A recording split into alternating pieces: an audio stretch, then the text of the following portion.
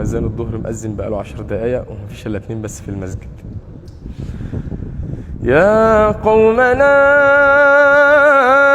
أجيبوا داعي الله، يا قومنا أجيبوا داعي الله،